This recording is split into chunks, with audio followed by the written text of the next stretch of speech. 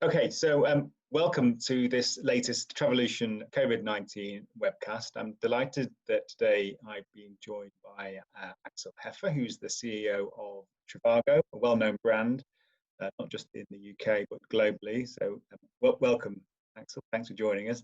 Thank you.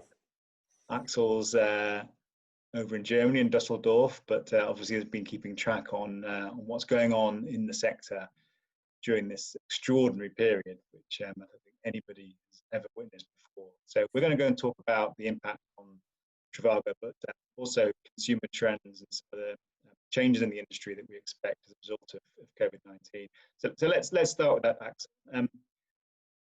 People are looking forward. They're looking to see what the impact on consumer sentiment will be. Obviously, at the minute, it's been hugely impacted. What do you see as being some of the longer-term trends in terms of the way the consumer out there will look at travel and will look to both search, book, and experience travel? So, I mean, what will happen in the long term, obviously, is very difficult to say. It's a bit of a crystal ball, but what I think is clear already that travel as a commodity, as it has really been before the crisis, you could go anywhere, anytime, is changing. And I think the certainty that you can go anywhere and that you also feel safe going pretty much anywhere on the planet, that will have to be rebuilt, both technically in terms of flight connections, etc., but also in terms of confidence in traveling. And what you've seen now in the last couple of weeks in certain countries, so in Europe, started really in Germany. Now you see it in some of the other markets as well. In the US, you also see it, and particularly in the South, that there is some very early restart of travel activity. And what you see there is, and that obviously makes sense, is that people from the metropolitan areas want to get out of the metropolitan areas into the nature, to the beach, to the mountains. And there is actually a pretty significant change also in the kind of accommodation that is searched for. So there is a lot more demand than before for autonomous units, so for apartments or for vacation homes.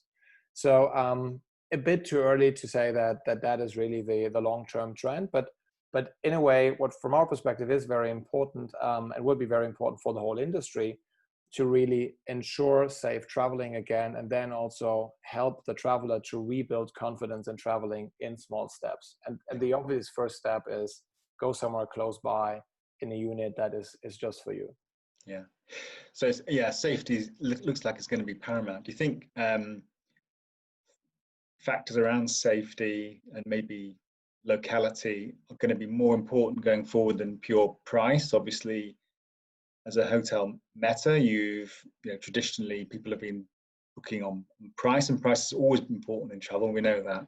Yeah. Do you think maybe we'll see a future where the price factor dials down and other factors come into play more? So for this year, we do expect that price is a bit less of a worry, and it is more the confidence in traveling. And then also you see different patterns. I mean, this is a health crisis, and health is something very, very personal. So different people react to it very differently. And there are a lot of travelers that feel more comfortable renting full places. That's why apartments are growing. There is another group that actually feels more comfortable going to hotels, where the perceived cleaning standard is higher because it's run by big enterprises, et cetera, et cetera. There are certifications behind it. So it's getting a bit more heterogeneous, but from our perspective, the cleanliness and the safety is a prerequisite for any travel, and also for us as an industry to promote travel. So that has to be a given. For next year, we do expect price to be extremely important, because next year we will still be very likely we'll still be in a pretty bad recession, and there will be a lot less travel activity than last year. So it is not unlikely that we will face overcapacity, and that needs to be filled. So from a supply and a demand perspective, price will be very important next year, but as you rightly say, this year probably less so. Yes, it seems this case, all the barometers and all the consumer sentiments and search data you see, that the latent demand is there. We've all been stuck within a few miles of our own homes for months now. So the pent-up demand is clearly there. But what's going to determine whether we can travel is really if supply is going to be available, and that's going to come down to factors we can't control, like outbreaks and ability to fly, quarantine rules, and all that. So that's going to be, I suppose, in the short term, those kind of factors are going to be the most important thing. Is can we actually travel somewhere? Yeah, I think there are, yes, and I think there are some other aspects that are very important. So one thing that we are currently thinking about quite a bit is transparency. What will happen at in your destination? So are restaurants open? Are the facilities of your hotel open? Are you allowed to go to the beach? What kind of experience will you have? And that is currently, unfortunately, very intransparent, different country by country, but sometimes even a federal state by federal state within the countries. So that's something that I think the industry has to address, and the European Commission also announced that they want to support in providing that transparency. The other aspect is related to that. You need to have a reason to travel. So it's not enough that you can rent your apartment or you can rent an hotel. You also need some local activities, and that can be just a hike in the nature, but a real vacation, obviously, there you want to go to a restaurant, etc. And so it will really be this coordinated supply and demand increase that will be really challenging, and a challenge to the overall industry, where we do need to coordinate and cooperate a lot more than we might have done in the past. Yeah, that's a hugely complicated problem to fix, to get that granular data from on the ground as to what exactly is happening, because it could differ from resort to resort, from one beach to the next. It's going to be hugely difficult. How do you solve that? Is it about people on the ground providing information and putting that into somewhere that people can access?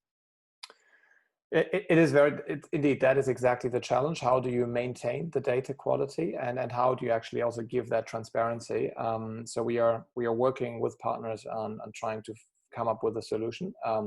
But that is something that is, in addition to all the challenges that we are facing anyway, a problem that is holding back some of the latent demand that you have in the market. Yeah. And what about the mix of product?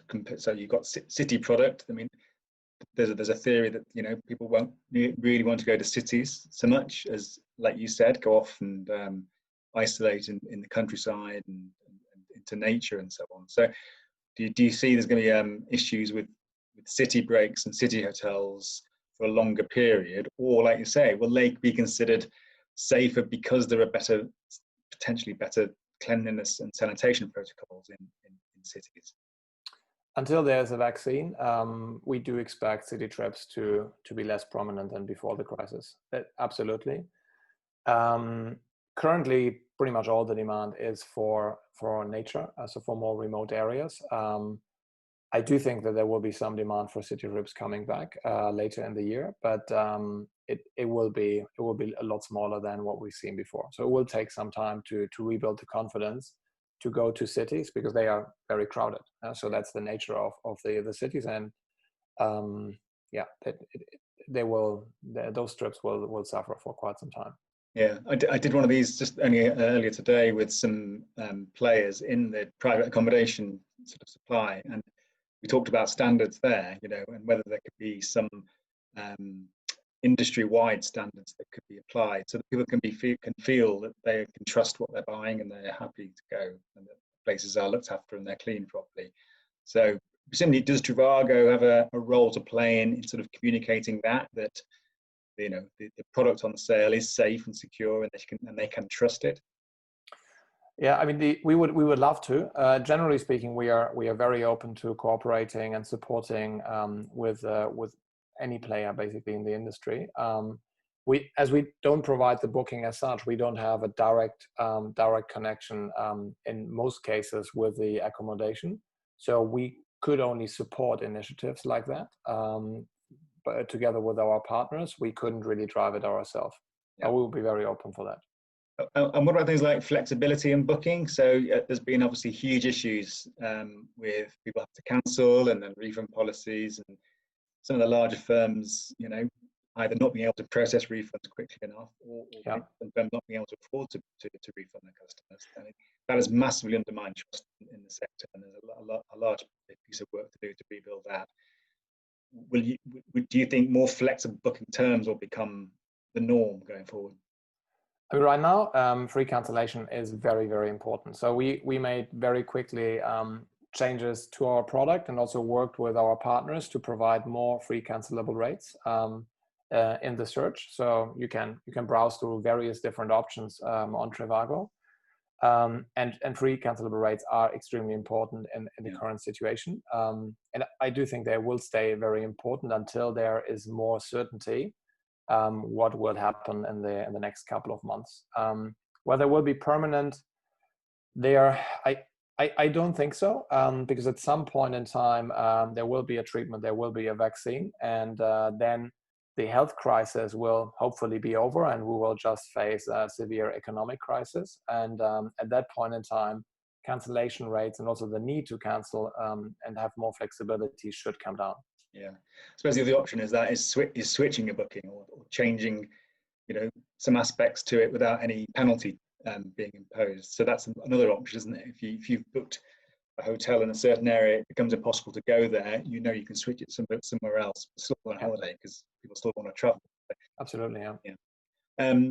So as Trivago, I know you've set out what you think is going to be the impact to the business this year, and it's substantial.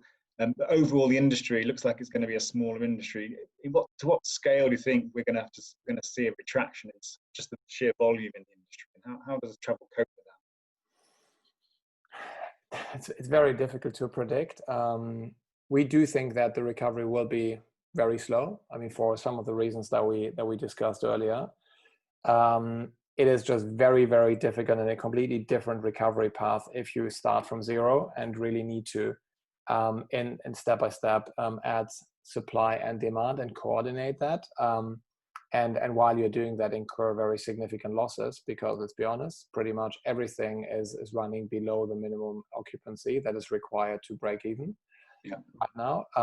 And so so it will be a long recovery path, and for this year the key thing is really to rebuild the trust in traveling and ensure safe traveling. And I think next year, if we do a good job as an industry, for this year we have a decent chance of getting back to decent leisure volumes for next year.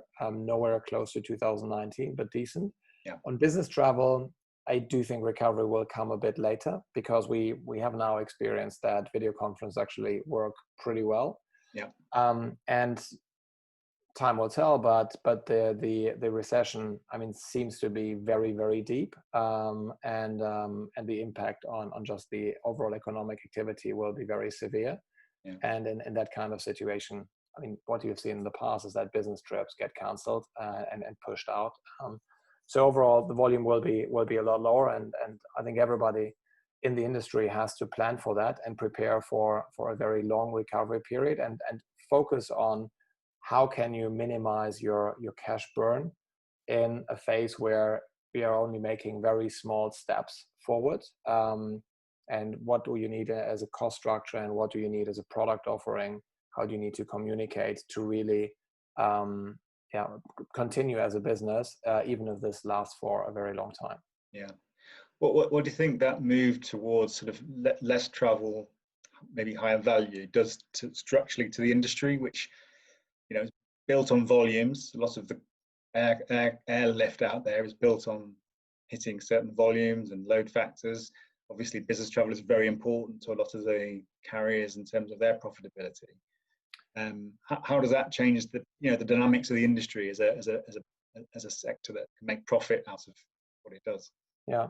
I mean, I can't really comment on the air business. I mean, we are not operating there, and I'm not an expert. But on the accommodation side, we do think that local and domestic travel will significantly gain in importance, and for sure this year. But we also do believe that there will be a lasting effect. They are very attractive and very, very interesting destinations within driving distance for most metropolitan areas. And anyway, it's a bit a habit. So if you got used to really travel somewhere by plane every year after year, yeah, I mean, you just do it again, and it's like an automatism. Whereas now there is also an opportunity, in particular for local businesses, to retrain the traveler and really show the offering that is available locally, which has obviously a positive side effect that traveling would become more sustainable overall as an industry. Yeah, and that'll be quite a change for Trivago, because customers will used to coming to you to find out about hotels, all over the world, not necessarily see it as being a place to find out about hotels just a few miles down the road from where they live. They'll feel maybe more comfortable finding that information in other places. How does Trivago react to that changing usage of your site and your services? So the majority of our usage is domestic, so it's a pre-crisis. But you're right, there is a significant international component. And when you look at our product offering, I mean, one thing that we started to focus on a bit less than 3 years ago is really adding apartments and vacation rentals, which now in a way was we're very fortunate because that becomes very, very relevant. And the other component that we are currently working on and adding is really local travel. And so to inspire local traveling, how long do you want to drive, and what kind of alternatives are available? And so, like in any crisis, or even, to be honest, even in normal times, you need to constantly adapt to the market. And this is clearly a very fundamental change to the industry. And it will be different, and we don't know exactly how different it will be, but everybody needs to adapt to the new reality. And yeah, we are doing that by also adding products that we think are highly relevant in the next years to come. How do you think in that case, so hotel partners will adapt to this new reality? I mean, they still need to run the hotels and do the fundamentals. When it comes to things like distribution and working with partners, how do you think this is going to change that dynamic? That's a very good question. I mean, I do think conceptually there is a big opportunity for individual hotels, because there has been now a time with pretty much no activity, and no activity is also an asset. It's a time where you can really focus on the future and how do you want to be, and what setup do you want to have in a year from now, in 2 years from now, in 5 years from now, which is very difficult if you are really in the treadmill and run at high occupancy. You don't have the time. You have a business to manage, and that's that time really I would encourage everybody to use.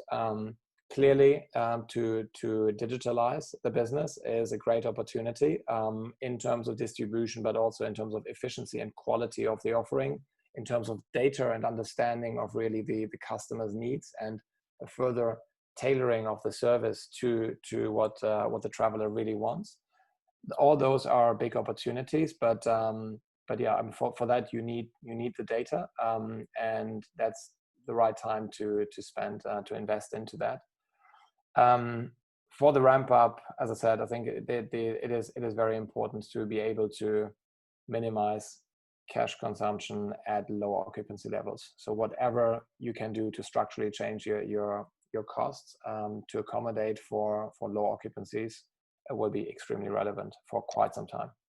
So for Trivago yourself, I mean, you're known to be quite a heavy spender on marketing, and some big brand campaigns out there. We see them a lot on television here.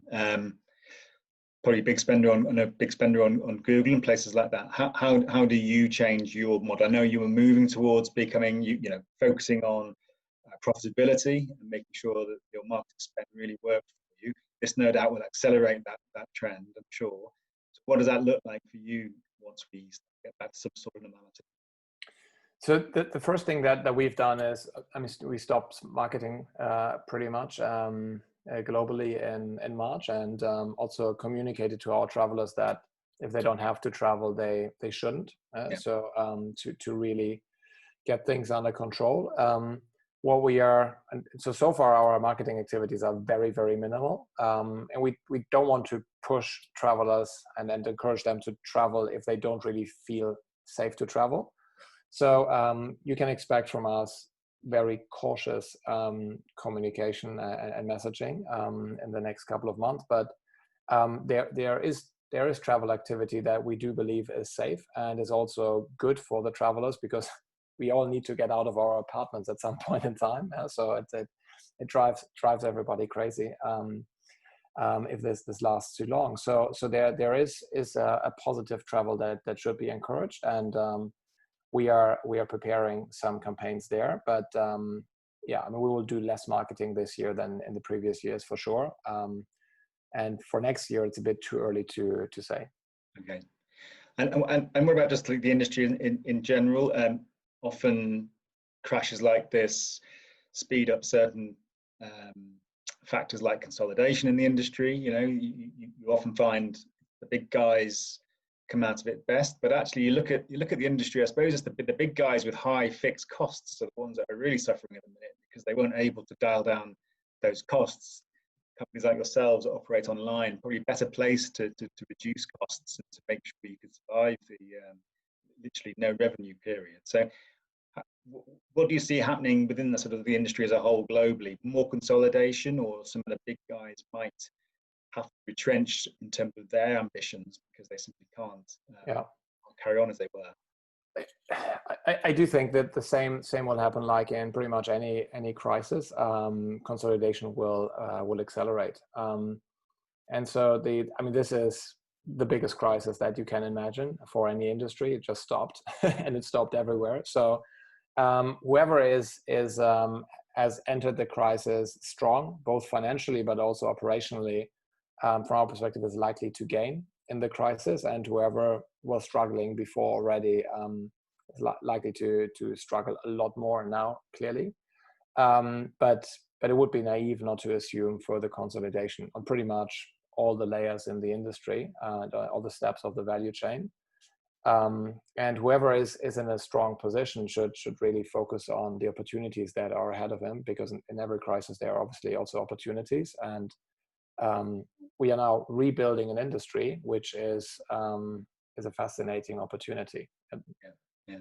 Are there areas where, you know, we didn't expect? There's always going to be some surprises. You know, I think with any downturn, it's an opportunity for someone to come along and do something we didn't expect, something different. So, you know, yes, you can expect further use of AI and further use of technology and automation and self-service. I think that's happened beforehand. So a lot of those things are going to probably be accelerated. But are there any areas you think? Well, are there any areas that potentially something new might come along where it kind of changes the whole paradigm?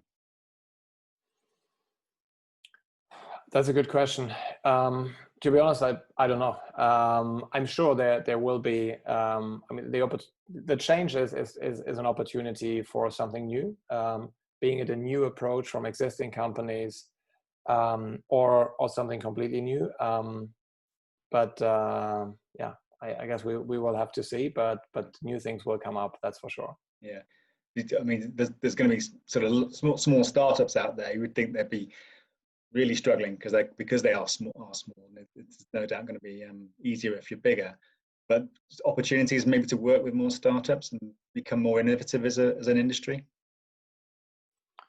Yeah, I mean, I would argue we are pretty innovative. I mean, we've got the vast majority of our employees are developers and data scientists, and we are investing a lot of money into technology. Overall, I do think that it is an opportunity to accelerate some of the developments that have happened before. So more digitalization, more investment into technology overall. For startups specifically, it's not an easy time, because as a startup in the beginning, you get out a product, and then you want to have customer feedback very quickly, iterate very, very quickly until you really know which direction you want to head, and then scale from there.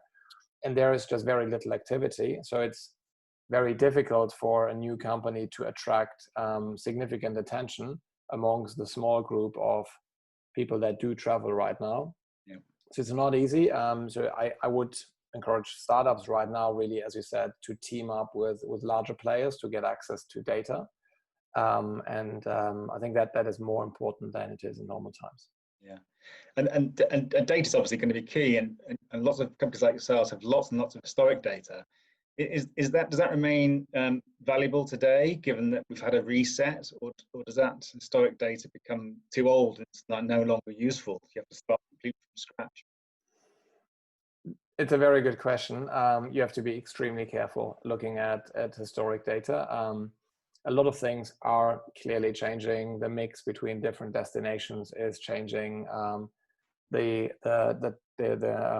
time to travel is currently changing. The accommodation mix is changing. International, domestic is changing. So we are overweighting recent data for sure. Yeah. There are some data points that you can still look at, and there are obviously still learnings from the past, but you have to be very careful with the old data right now. Yeah. What's about the impact on the sort of generations and different generations of travel? Obviously, if you're older, you're possibly going to be less confident about traveling abroad. If you get ill, you don't want to be stuck somewhere, and this disease doesn't seem to really have such an impact on younger generations, the millennials. So are you expecting to see that trend to embed itself? You're right. I think that's very likely that the average traveler will be younger this year than last year. That's almost guaranteed. How long that will last, once there is a treatment and a vaccine, I think that will gradually normalize again. But until end of the year, we would also expect the average traveler to be significantly younger than before. Okay. So look, as we get towards the end of this, just talk to us about how Trivago gets back into business. Presumably, you've had to put a number of your staff on furlough. I don't know what the scheme is you've got in Germany, but it's probably similar to something we've got in the UK and US. What is looking forward? What is your plan to get Trivago back up to speed? What are you looking forward? What sort of timescales do you think you can work towards? Yeah. So we did adjust our structure end of April. And generally speaking, the industry will be smaller for quite some time, and everybody will need to focus more on the core where you really add value to the traveler, and we have implemented that. So we do think that we have the right structure now to really focus on the opportunity that is ahead of us, which is really the rebound and the rebuild of the industry. As I said, it will be a very slow process, so it will take a very long time. And we believe that it is also better to make gradual progress in smaller steps rather than, rushing and then potentially, really rushing into a second outbreak, which for the travel industry would be catastrophic. And so our approach is we want to take the time this year and really rebuild confidence and really invest into the confidence of the traveler and rebuild the business then next year. Yeah. And do you think the sector just generally needs, in terms of people who invest in the sector, who back it, who like the sector, there's going to need to be a degree of patience out there for the sector to recover. It's not going to be, I think you've said, not a quick recovery. So that you need the financing, you need the backers out there to have confidence in travel as a sector. And there needs to be some patience. I think we need more patience in travel more than any other sector, maybe. Absolutely. We need to be patient. I mean, this is nothing, you cannot force this to be over. It takes time. And it takes time in all different dimensions, on the medical front, on also the habits that we are now getting used to. How do you interact to reduce infections, etc. And also for us as an industry, what procedures do you need to change, and how can we rebuild confidence step by step? I mean, as long as we make continuous progress, I think then we are on a good path. Really, these step backs is what we need to avoid. Yeah. And just one final question. Obviously, before this happened, there were big questions around sort of mass travel in general. There was issues with over-tourism, the impact on the environment, and as people thinking maybe this marks the end of a period of sort of mass cheap travel. I guess you listen to the guys of Ryanair. They're still very keen to make sure that their aircraft are in the air, and they'll be out there selling cheap flights because that's their model. Do you agree with that, or do you think actually it's a bit of a reset, but we still be able to travel, and we'll still be able to travel far and wide for good value? Yeah. I do believe that there is an opportunity creating a better and more sustainable travel industry going forward. How that exactly will look like, I think that's really up to us to really come up with ideas and suggestions. How could this really be better? And that's coming back to the opportunity point that I mentioned earlier. You don't have this kind of opportunity very often, and in fact you have it hardly ever, where you can really restart from zero and benefit from the learnings of years and years and years back. Just use that learning to really build something better and more sustainable. So that's from our perspective. From a traveler's perspective, I do think that there is one interesting psychological effect of this crisis, which is that travel is not a commodity right now. We just can't. You can't travel, even if you would want to. And so we now all experience how much we actually do miss the time spending with friends, with the family, somewhere else, and making unique experiences. So I would hope that leads to a situation where more travelers see traveling as a more intense experience and value it more and focus it more. Yeah. And just before we finish, a lot of this will depend on how governments operate and the rules and regulations that come in, and that can be a very difficult, quite fragmented thing if every government's doing something differently, and that relates to the environment as well as now health and safety and so on. So as a major industry player, what would you want to see from governments and regulators to assist with travel coming back and not make it harder, because that can be a problem? Yeah. Consistent rules, I think, are the most important thing. Globally, I suppose, even this, you'll get them regionally. At least per continent. Yeah? So if we would have a unified definition of what we do think is safe traveling and how that has to happen within Europe, and then perhaps something slightly different in Americas and in Asia, that would be extremely helpful, because it is very complicated right now, and it doesn't build comfort and trust in the industry if there is a different regulation and a different definition of safety in every different country, and sometimes even region. That would be my main wish to the politicians, to really agree on a standard, and then to implement that globally, ideally. Yeah. I suppose before all this, one of the big trends and wishes for the travel industry was it would become more frictionless. Everyone talks about it being frictionless. You can only see this potentially just going backwards, adding a lot more friction to the experience, and that would be a retrograde step. I'm sure you'd agree. Yeah, I agree. Okay, that's great.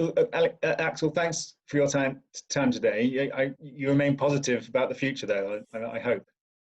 Absolutely. I mean, as I said, it is an opportunity and a great challenge. The challenge is very tangible, but the opportunity is there, and we need to make the best out of it and really rebuild the industry. And if we all contribute, then travel will come back. Yeah, great. Well, thanks for that, and we look forward to watching you contribute to that going forward. So, thanks for your time today, and best of luck. Thank you.